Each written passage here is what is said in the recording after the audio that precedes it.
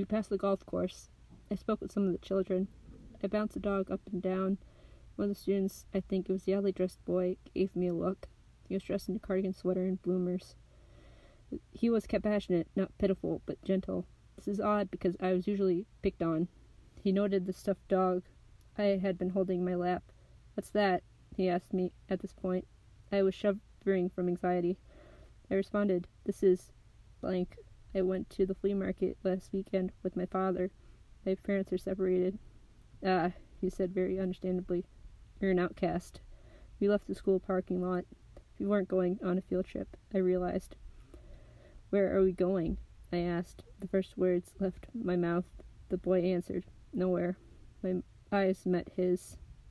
I keep the dog around when I get tense. He didn't notice the lanyard around my neck.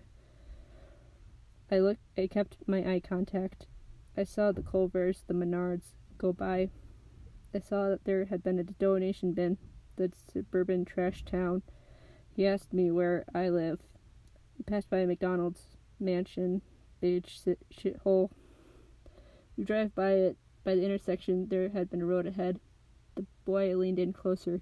"You've got to wake up soon." He held my hand. I held the dog. "It will be all right." I complained with "It's too noisy."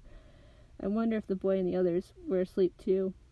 We passed by the house. My distant ancestor had went to school as a young boy. He drowned playing in the paper mill. The dog was a tool to deal with separation anxiety. We passed by the McDonald's, a sign of 21st century trash. The Walgreens was across the street.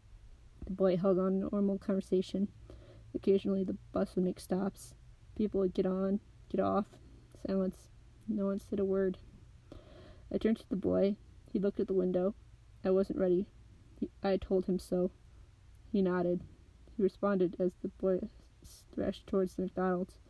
It flashed a reminder of Bush's tyranny that I was ready. The radio started to blast an obnoxious blare. NPR radio station. Bored somewhat, I reached to the backpack, found some apple slices from McDonald's. Of course, I bit into one.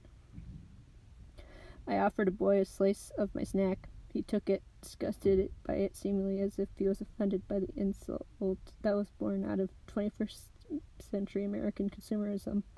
He took a bite. I laid back into